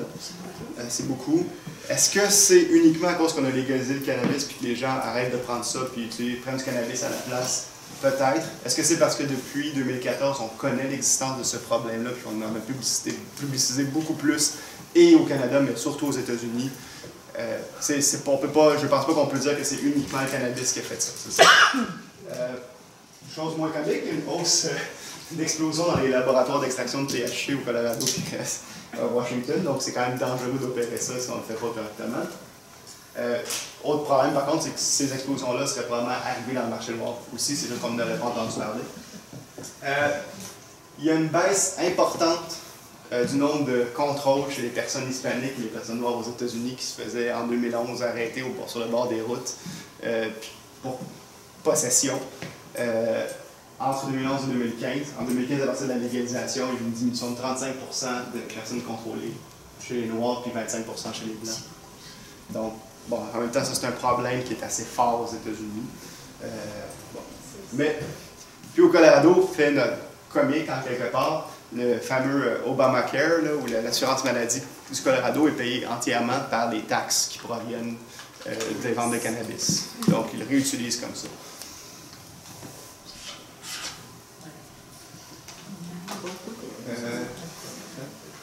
Est-ce qu'on peut devenir accro au cannabis? Oui. En fait, il y a 9% de la population qui se fait une dépendance au cannabis, au même titre que la cigarette, l'alcool, n'importe quelle autre drogue. Puis ce taux-là augmente à 16% si les jeunes commencent adolescents. Donc, c'est pas vrai que le cannabis ne crée pas de dépendance, en fait. Il en crée une. Pas chez tout le monde, mais il y en a une qui est possible. À l'alcool, par exemple, ce taux-là est à 14% dans la société. À quel prix il faut vendre le cannabis légal? Ça, c'est un bon défi. En fait, quand je travaillais sur l'étude sur le cannabis, ça faisait partie des enjeux. C'est-à-dire, on ne veut pas vendre le cannabis à un prix trop élevé, parce que si on fait ça, ben, les gens du marché noir vont réussir à en vendre de plus en plus. Ben, pas de plus en plus, mais vont réussir à concurrencer. Puis si on le vend trop bas, ben, on a un peu cette impression-là qu'on favorise favoriser la consommation du cannabis. En fait, au Québec, on a décidé de le vendre à 8,50 $ le gramme. C'est une moyenne, là. Alors que sur le marché noir, il est estimé qu'il est à peu près à 7,15 $ au Canada. On le vend un petit peu plus cher. Mais, on vous remarquez, au Québec, on est de la place où ça coûte le moins cher au Canada, en fait, présentement. Une des raisons qui explique ça, c'est qu'on considère qu'au Québec, il se vend moins cher un peu qu'ailleurs au Canada. On est dans la moyenne faible, à la fois sur le marché noir, puis sur le marché légal, disons, voyons ça comme ça. Il y a aussi la qualité. Oui, le marché noir et le Québec, là, mettons, c'est la qualité aussi. Ah ben là, ça, moi je ne suis pas l'expert de la qualité du marché noir, hein. Moi je connais juste la qualité du marché. Oui, c'est la prix est plus élevé, parce que là, ils vendent un produit de qualité à la Oui, c'est ça. C'est ça, oui, ils vendent un meilleur produit, logiquement parlant. Ceci dit, il ne faut pas se compter d'histoire. Les gens qui sont déjà des très très gros consommateurs de cannabis, les gens qui en achètent des grandes sommes, vont probablement pas passer à la SQDC. Ils vont continuer à avoir un pusher. Il y en a, ces gens-là ont même déjà des relations d'amitié ou de connaissances avec leur pusher qu'ils voient toutes les semaines, par exemple. À ce moment-là, ils vont rester là. Oui, madame? Le jeune qui est habitué d'acheter ça chez un pusher, lui, un certain bas, qu'est-ce qu'il consomme? S'il achète un produit, comme elle dit, de qualité, peut-être qu'il va le trouver moins fort, va aimer moins souple. Il va peut-être continuer à acheter ça. Bien, la difficulté qu'il y a, c'est que le pusher ne sera pas capable de donner le même produit à chaque semaine. Donc, oui, peut-être qu'une fois, il va avoir un buzz plus fort, mais la réalité, c'est que la semaine d'après, le pusher n'aura pas le même produit, la même capacité de le faire, d'une part. D'autre part, ce qui risque d'arriver, le jeune, c'est qu'il, de toute manière, s'il est en bas de 18 ans, il va être pogné, il va aller voir un pusher de toute manière. Puis les pushers ont déjà commencé à diminuer leur prix. Hein. Eux autres aussi, C'est une question d'argent aussi. Sauf que moins ils vendent cher, moins ils vendent de qualité, puis moins aussi ils vont vendre, plus ils vont vendre des produits peut-être à risque à terme. Je veux dire, c'est à voir. Mais ça fait aussi, tu sais, là je vais vous faire ma compréhension du marché noir. C'est-à-dire qu'il y a évidemment des grands producteurs du marché noir qui vendent à des gros acheteurs, puis qui eux revendent à des petits acheteurs. Puis souvent, ce qui arrive, c'est que le petit acheteur, quand il est assez bien organisé, c'est qu'il est capable d'avoir plein de petits pushers qui vont, eux, aller les vendre au téléphone. Fait que lui, il a une pagette, il y a un centre d'appel à l'arrière. Puis là, il redistribue à ses pushers les lieux où aller. En fait, toute cette gang-là vont toutes diminuer leurs revenus liés au cannabis. Donc, à terme, il y en a qui vont disparaître, c'est sûr. C'est sûr que ça va faire un effet. Mais sinon, leur technique, ça va être de baisser les prix, puis ils ont déjà commencé. En fait. Sauf que ce soit le producteur de marijuana illégale, ou leur vendeur, ou le grossiste, tous ces gens-là vont faire par perte d'argent, ça sera plus rentable de faire ça pour eux. Puis, veut pas, il va aussi avoir une légitimité plus grande lorsque les policiers vont les arrêter aussi. C'est-à-dire que là, c'est pas juste un petit produit que tout le monde consomme, là, c'est quelque chose qui est légal, que les gens peuvent aller consommer s'ils veulent. Mais ça, c'est l'autre défi, en fait. Puis on pense par exemple à des partis politiques comme le Bloc Pot, mettons. Qu'est-ce qu'ils vont nous dire, eux autres, à ça que c'est légalisé? Pourquoi j'espère qu'ils vont arrêter de chialer, là? Hein? En fait, eux autres, ils vont nous dire, c'est que... en fait, c'est que pour eux, dans certains lieux, le cannabis, c'est la manière dont des gens qui sont exclus de la société ont réussi à vivre, ils réussissent à faire de l'argent d'une manière ou d'une autre, puis à continuer. Alors, si on légalise ça, en fait, c'est à ces gens-là qu'on s'attaque, qui seront plus capables de produire, disons, du cannabis à petite échelle pour revendre à leurs amis et tout ça. Le problème, ils n'ont pas tout à fait tort, dans le sens où est-ce que là, présentement, on est en train de donner ça à des grosses entreprises privées, puis on s'en mêle plus, puis les gens qui sont des petits producteurs se font avoir dans une certaine mesure, là, parce qu'eux sont pas... Il n'y a pas de petits producteurs à la SQDC présentement. On n'a pas de petits... Le petit cannabis bio gentil, ça n'existe pas à la SQDC. C'est des grosses entreprises. Il n'y a pas d'amis de la terre présentement à la SQDC. Mais non, c'est ça. Mais bon, donc à terme, peut-être, mais là, ce qui arrive, c'est que pour certains, cette espèce d'économie parallèle qu'on est en train de tasser, c'est encore les plus petits qui vont payer, puis les motards, ils vont se diversifier, ils vont trouver d'autres choses pour réussir à gagner de l'argent. C'était-tu clair ce que j'ai dit ou... Oui, madame? J'imagine qu'il y a une inquiétude quand même par rapport au fait que les jeunes qui consomment, puis c'est pas légal d'en acheter légalement, vont être encore sur le marché noir. Puis le marché noir risque d'avoir une marchandise moins fiable pour pouvoir faire des bons prix. Fait que là, au niveau de la santé mentale de nos adolescents, on est dedans. Effectivement. C'est sûr, on peut supposer qu'il va y avoir une plus grande répression policière d'une part. Répression, c'est pas le bon terme, disons, mais une plus grande surveillance policière. Mais aussi qu'il va... c'est pour ça, par exemple, que moi, je pense que c'est une mauvaise idée de légaliser à 21 ans plutôt que 18 ans, notamment. Mais ceci dit, comme je dis, c'est pas une question facile. On aimerait que personne fume avant 25 ans. Mais c'est ça qui arrive. La réalité nous montre que c'est pas ça qui arrive. Mais c'est plus difficile. Un revendeur de drogue, là, aller voir un petit garçon de 15 ans pour lui demander d'en acheter beaucoup, c'est plus compliqué maintenant. C'est quand t'en as 30, quand t'en as 30 puis ou 25, que tu as un salaire élevé, c'est plus simple. Il y a ça aussi, c'est-à-dire que ce qui se vend dans les écoles d'école, ça ne provient pas directement des motards tant que ça, que des jeunes qui en ont fait pousser dans leur cours d'une manière ou d'une autre. C'est pas le même type de marché non plus. Mais c'est parce que les adultes, ils en achètent des mots oui, qui en vendent. C'est ça, c'est ça. Ça arrive, oui. Mais là, si tout le monde perd plus d'argent là-dedans, ça va être plus compliqué. C'est l'espérance du monde. Sur la légalisation, là, je prends une de journaux différentes selon les dates, mais une qui nous dit « La légalisation de la marijuana, les urgentologues partagent l'inquiétude des psychiatres, ils n'en veulent pas. » Puis de l'autre côté, il y a la légalisation du cannabis, une sage mesure de santé publique. Oui, voici pourquoi. Donc, on sent qu'il y a quand même une inquiétude de deux parts. Il faut comprendre qu'il y a une bataille entre la vision de la santé. C'est-à-dire que le système de la santé publique, c'est des gens qui, au niveau de l'État, réfléchissent à comment le système de santé devrait fonctionner, mais qu'est-ce qui sont les bonnes mesures pour la santé de tous. Puis quand on pense aux psychiatres ou par exemple aux urgentologues, ben, c'est des gens qui sont dedans à tous les jours. J'essaie de faire, par exemple, un ambulancier par exemple, là, eux, autres aussi, eux les ambulanciers sont-ils contre la légalisation?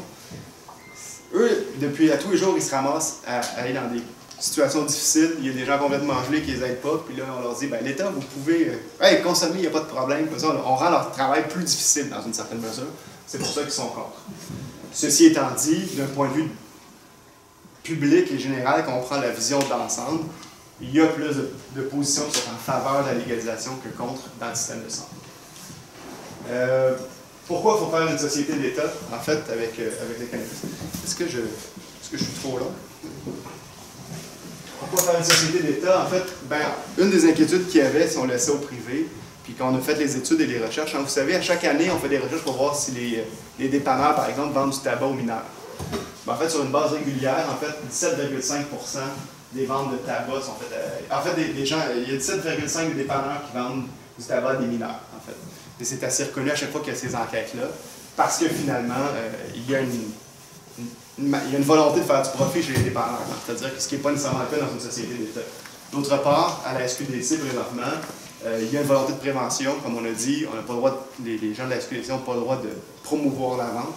On connaisse normalement les produits, disons, techniquement parlant, c'est-à-dire puis ils peuvent conseiller les gens, puis ils n'ont pas le droit non plus d'en vendre à quelqu'un qui semble intoxiqué. Puis toute personne qui a 25 ans au moins se fait carter normalement automatiquement. D'autre part, il y a un rapport de force avec le marché noir. Si on laisse ça au privé, puis que c'est des petites pensions, par exemple, à des dépanneurs ou à des petites chaînes, ben, si les moteurs arrivent en disant ben, c'est celui-là que tu achètes comme produit, puis c'est pas. Ben, les petits joueurs n'auront pas de chance, tandis que là, pas une chance d'essayer de faire convaincre la SAQ de vendre votre produit. En fait, la SQDC, présentement, c'est des petites boutiques. Il devrait en avoir 25 d'ici 2019. Puis il souhaitait qu'il y en ait entre 5 et 150 d'ici 2021. Le site web est construit pour avoir 42 500 transactions. Il est construit pour avoir 4 000 commandes par jour.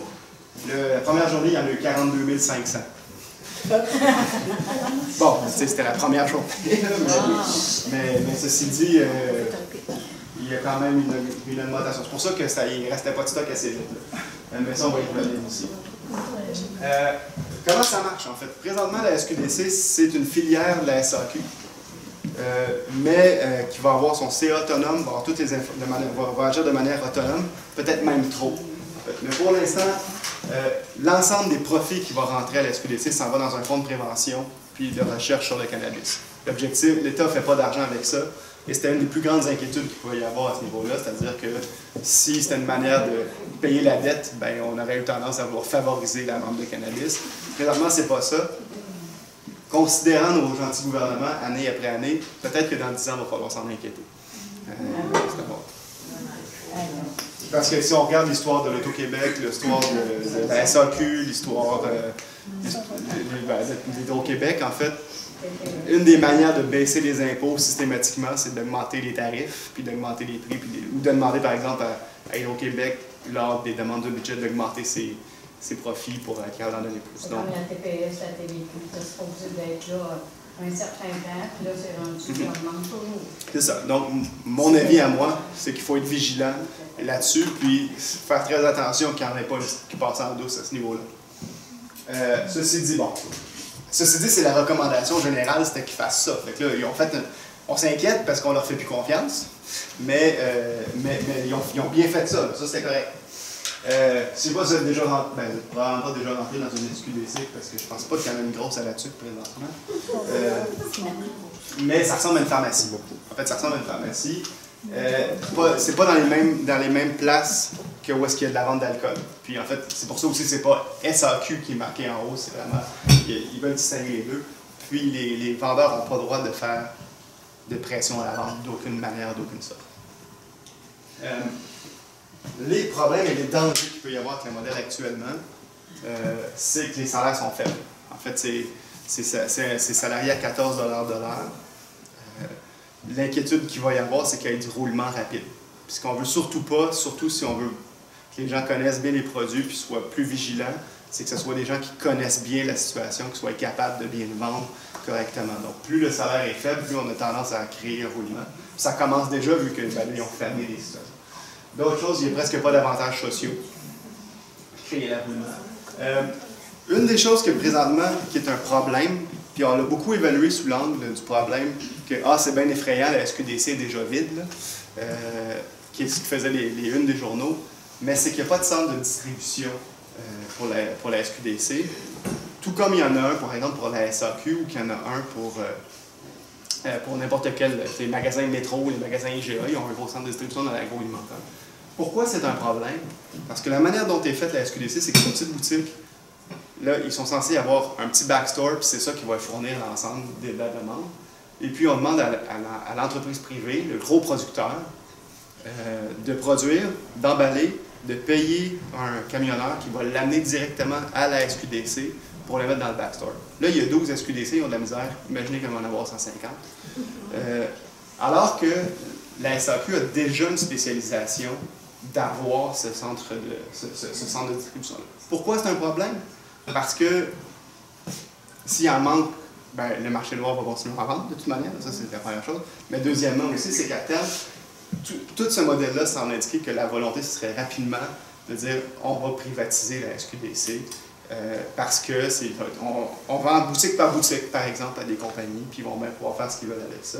Ce qui était exactement ce que M. Létard a dit qu'il allait faire quand il a appris l'annonce. Il a dit on va le donner au privé.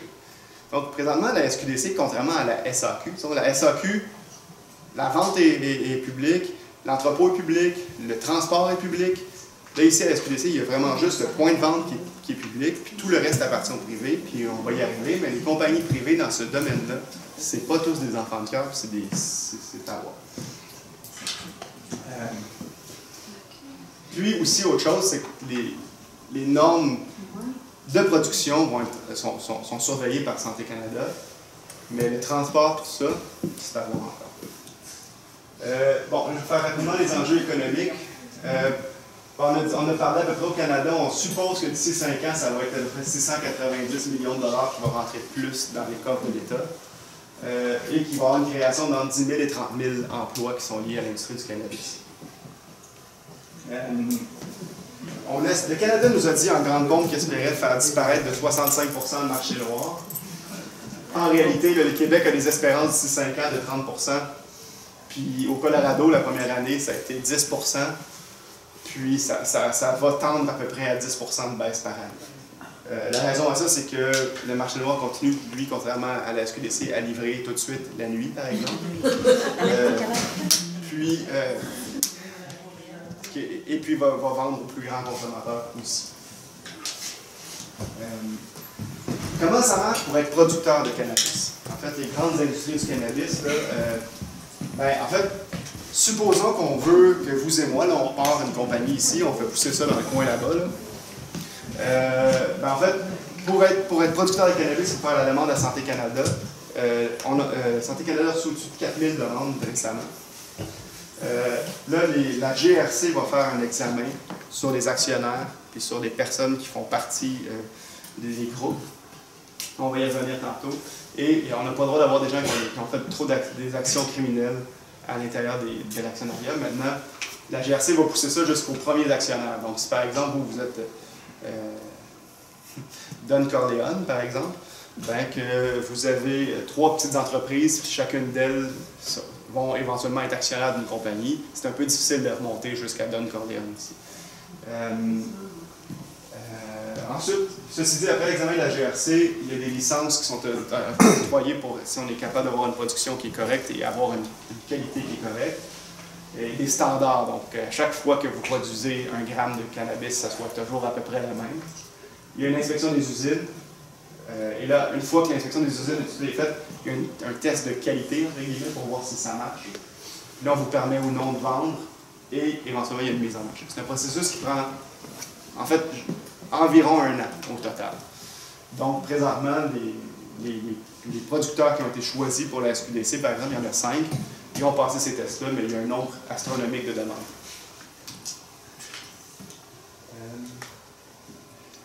qui sont les gros joueurs du cannabis présentement au Canada? Et ça, c'est là où est-ce que je pense qu'il y a quelque chose d'intéressant à voir. Ça, c'est la valeur boursière des entreprises totale. C'est en milliards de dollars. Canopy Growth, qui est la plus grosse, fait 14,8 milliards de dollars. Aurora Cannabis en fait 12,8. Là, malheureusement, les deux autres m'échappent, mais là, ici, c'est très Au Québec, il y a un qui s'appelle XC quelque chose. C'est ça, celle-là est à 5,1. Puis c'est exact, je pense.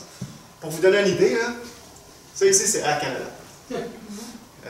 Puis Air Canada a des avions, a des actifs, ici, il y a des entrepôts, puis il y a du cannabis, puis c'est surtout de la valeur boursière.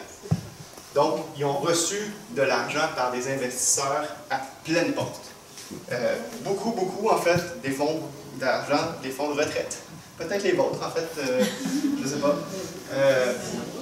Donc, essentiellement, ces entreprises-là sont importantes, en fait. Ça, c'est la hausse en un an de la valeur boursière des plus grosses. C'est ça, c'est Afria a augmenté de 171%, Aurora Cannabis de 340%. C'est toutes des compagnies canadiennes? C'est toutes des compagnies canadiennes. En fait, ce qui arrive, et puis ce qu'on remarque, c'est ça l'objectif, c'est de dire, présentement, la légalisation du cannabis, pour nous, puis dans notre économie, ça va avoir un effet moyen. Mais les entreprises canadiennes sont en train de devenir les pionniers de ce marché-là, puis ils veulent conquérir le monde, en fait. C'est ça qu'ils veulent faire directement. Et présentement, depuis qu'on a légalisé, ben, tous les actionnaires ou les gens qui veulent... En fait, la valeur de Canopy Growth était à 2,38 $. Il y a un an et demi, elle est à 35 $ aujourd'hui. Donc, pour les investisseurs, c'est un bon coup. Donc, puis pour vous donner une idée, l'an dernier, Canopy Growth a acheté MedRelief, qui était une compagnie de cannabis médical des Pays-Bas.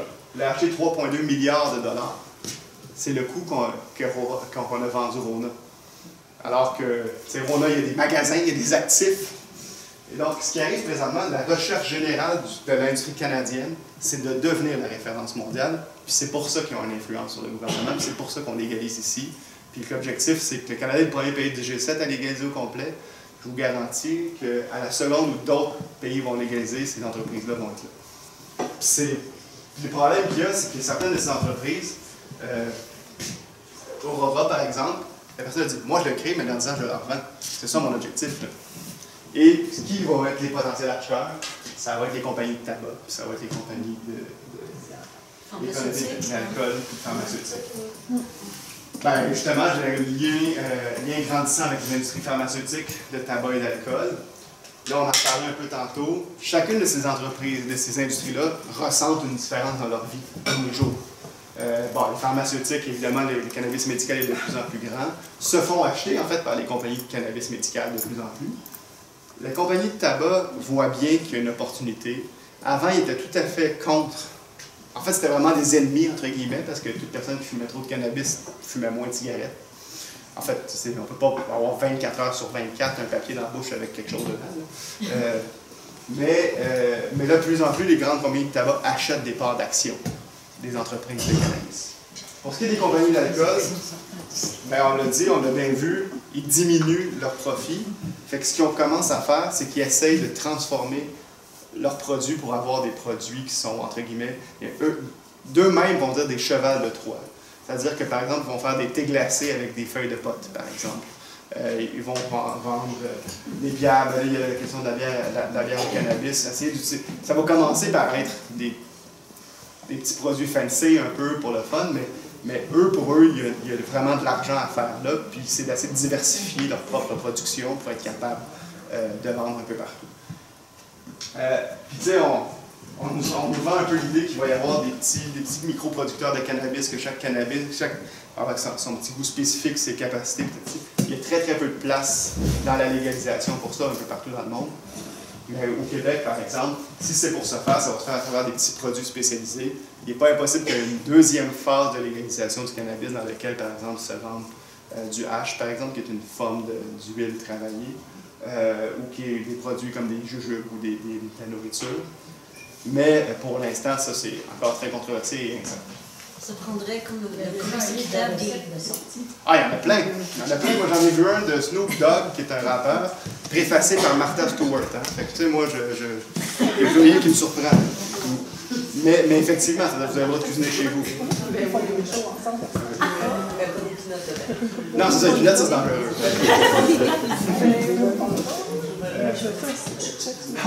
Ouais, c'est qui a dit ça que c'est une bonne idée? C'est Giovanni Apollo qui l'a parti. Hein? Ben, il y a déjà un livre de recettes qui est sur le marché. Oh, il y en a plusieurs. Oh oui. Oh, et puis c'est un... en fait, la grande industrie du cannabis, ce qu'elle veut vous vendre, c'est pas du cannabis, elle veut vous vendre un mode de vie. T'sais, exactement comme le tabac l'a fait, en dire, le matin je me lève, à la place de prendre un café, je prends mon petit joint euphorisant, le soir je prends mon petit CMD, tout calme. C'est ça la stratégie qui va arriver. Dans la légalisation, en fait, ma perspective, c'est que oui, il y avait un marché noir, il y a un marché noir qui va être présent, qui va être de moins en moins présent. Maintenant, on est en train de créer des nouveaux empires de l'autre côté. En fait, on a pris un marché qui existait dans le souterrain, entre guillemets, pas le mot grand jour, puis ceux qui le reprennent, c'est ceux qui ont toujours eu des gros contrôles, des gros holdings. Ça va être finalement des grands actionnaires, des grandes banques qui vont créer une nouvelle industrie équivalente du tabac. La question, c'est quelle vigilance on va être capable de faire contre ça, puis est-ce qu'on va être capable d'avoir des gouvernements capables de mettre un stop? Moi, j'ai des doutes là-dessus. Ceci dit, c'est un enjeu complexe parce que, en fait, on parle à peu près jamais de cette partie-là. On parle beaucoup plus de comment la sécurité de tous les jours, on va se protéger, c'est normal, on commence. Mais éventuellement, il va falloir se poser la question sur comment on réglemente en fait des gros joueurs dans l'industrie qui s'en vont. Et pour les réglementer, ces gens-là, il faut faire confiance à nos politiciens. Ici, je vous fais un petit... je vous ai nommé quelques noms parmi d'autres qui sont des grands actionnaires ou qui sont sur les conseils d'administration des grandes compagnies canadiennes de cannabis. Martin Cochon, un ancien député libéral. Oui, il y a des anciens conservateurs aussi, le Brian Mulroney par exemple. Terry Lake, qui est un ministre de la Santé libéral. Bref, en fait, on pourrait penser au départ que c'est parce que c'est toutes des méchantes entreprises, ce qui est pas mal mon avis. Mais il y a une réalité aussi, c'est que il y a une autre réalité, leur point de vue, c'est de dire, essayer de passer à travers tout le lobby qui est de légaliser à travers Santé Canada, puis à travers les réglementations, il faut que tu connaisses quelqu'un qui a déjà manœuvré là-dedans. Puis eux, c'est pour ça qu'ils engagent les politiciens pour le faire. L'autre enjeu qu'on entend souvent, c'est la question du marché noir, des paradis fiscaux. C'est-à-dire qu'il y aurait des paradis fiscaux qui investissent beaucoup dans l'industrie du cannabis. Ben oui, effectivement, il y a certainement des personnes mal intentionnées, des motards, des mafias qui investissent là-dedans. En fait, on sait qu'en 2017-2018, il y a eu 500 millions de dollars qui provenaient des paradis fiscaux. Qui sont rentrés dans 40 entreprises canadiennes qui provenaient des paradis fiscaux. Mais la réalité, c'est que, considérant que c'est illégal à peu près partout dans le monde, il y a beaucoup plus d'intérêt pour des grandes personnalités connues de passer par un paradis fiscal qui a un secret bancaire pour investir dans le cannabis. Fait que oui, il y a certainement des gens qui sont des mafieux, mais il y a aussi des entreprises très, je dirais, bien vues aux États-Unis qui ne veulent pas perdre leur image en passant par des paradis fiscaux. C'est le secret bancaire qui est le plus important. Mais ce 500 millions de dollars-là, c'est gros, puis on en a fait des scandales autour de ça, puis on a attaqué certains groupes, mais en réalité, c'est 5% des investissements dans l'industrie du cannabis au Canada. Donc, en fait, c'est des milliards de dollars qui sont présentement rentrés dans l'investissement. Puis c'est avant tout le système financier capitaliste qui veut faire plus d'argent. C'est pas mal ça la solution.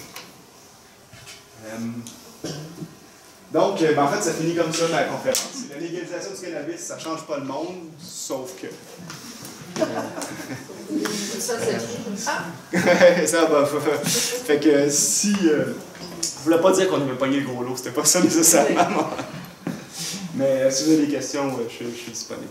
Moi, je trouve qu'il y a beaucoup d'hypocrisie dans ça, au niveau des gouvernements. Présentement, ils viennent de sortir une loi spéciale contre Post Canada en disant que c'est pour la plainte serrée, que c'est pour les commerces qui n'ont pas accès pour les magasins, mais ils ne parlent pas du cannabis, par exemple. Vous savez que les gens qui achètent ça sur le web, ils attendent leur paquet et ils n'ont pas. Oui, mais c'est vrai. Puis, mais là-dessus, je pense que ils sont de mauvaise foi dans les négociations sur les postes, dans tous les cas. Je suis pas sûr que le cannabis a un effet, mais je suis pas mal sûr que pour l'industrie canadienne, c'est pas mal plus d'argent de vendre à l'international, disons, des produits que ce qui est le cas présentement. Maintenant, je pense pas non plus qu'il y a beaucoup de monde aux États-Unis qui disent « Hey, je ne commanderai pas tel produit canadien à cause qu'il y a une grève des postes au Canada. » Non, mais c'est pas peut-être au Canada, ça se passe surtout au Canada. Oui, c'est ça. Mais en fait, je pense que vous avez raison dans le sens où est-ce qu'il y a une hypocrisie du gouvernement. Je suis pas certain que le cannabis soit un si gros joueur là-dedans. Mais bon, c'est un effet parmi d'autres. Parce que, en fait, le buzz est passé. On l'a vu quand même, il y a eu beaucoup de ventes sur la première journée. Il y en aura encore. Puis si on regarde le Colorado, puis quand on regarde Washington, c'est la même chose. Les premiers mois, il y en a eu beaucoup plus que par le passé. Bien que par la suite aussi. Donc, mais oui. Questions, commentaires, insultes?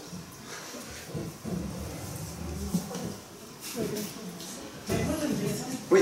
Est-ce que vous êtes au courant de la perception dans des autres pays ou au niveau international que les gens ont par rapport au Canada de la législation? Bien, il y a évidemment deux points de vue forts. C'est-à-dire qu'il y en a un qui dit bravo, c'est la suite des choses, c'est ça qui va arriver partout.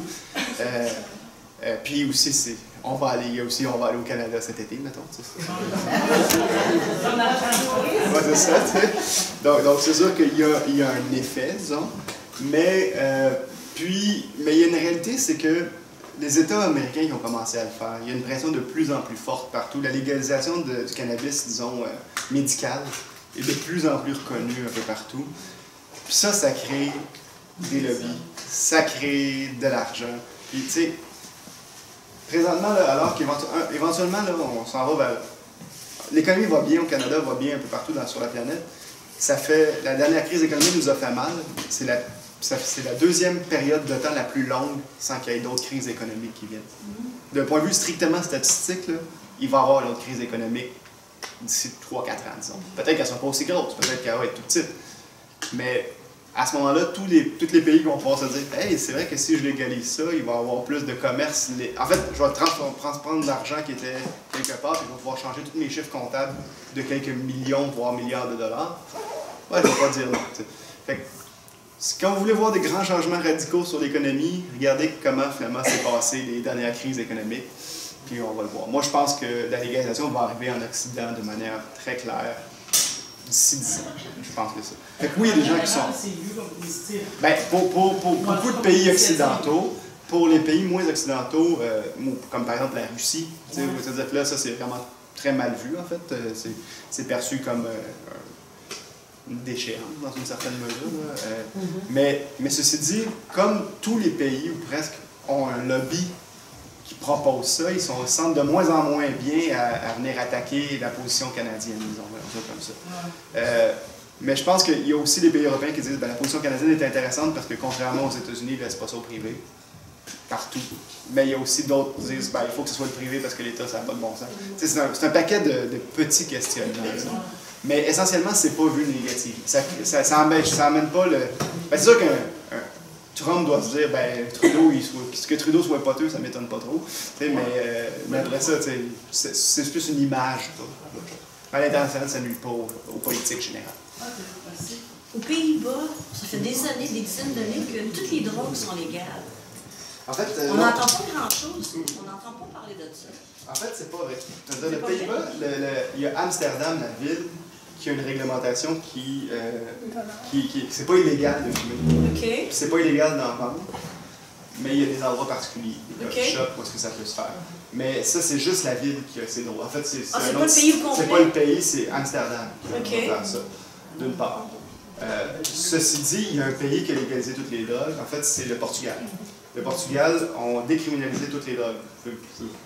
La raison pour ça a des effets qui sont assez positifs sur la santé publique. Maintenant, suis pas un expert, tu sais, puis je veux dire, sur toute réserve, évidemment, là, mais ça fait que les gens qui arrivent à l'hôpital, qui ont fait une overdose, ne sont pas automatiquement emprisonnés et qui ne sont pas arrêtés puis que ça ne leur cause pas de trouble. Ils ont d'autres choses à remplir, c'est-à-dire qu'à partir du moment où tu te fais prendre, tu arrives à l'hôpital, tu as fait une overdose, tu es obligé de rentrer dans une cure de désintox, mais tu n'es pas mis devant la possibilité de faire la prison.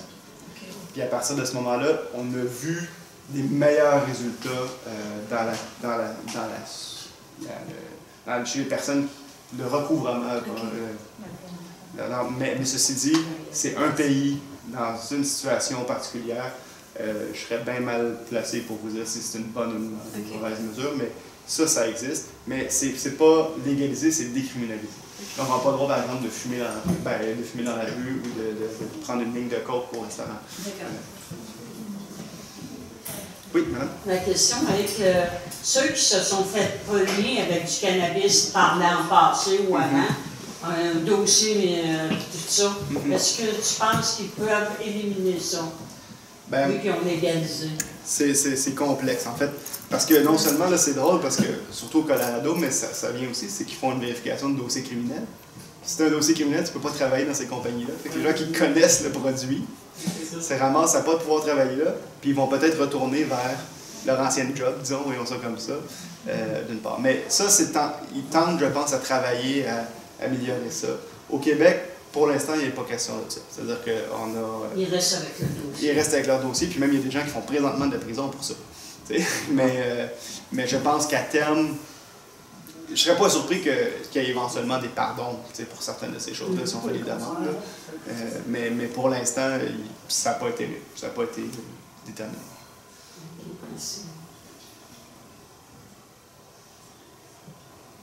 Oui. Ben là, j'ai manqué de dire, mais pour les adultes, ce qui s'en vient, c'est le programme de mesures de rechange générale, qui est des travaux communautaires pour les adultes.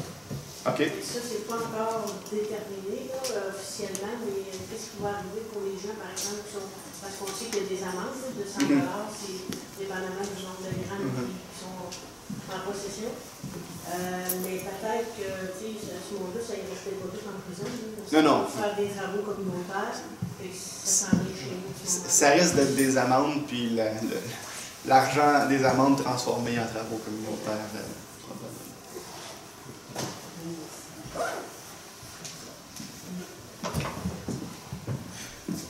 Mais là, je vais rester ici après, si vous voulez. Correct? Oh. Hey, bravo!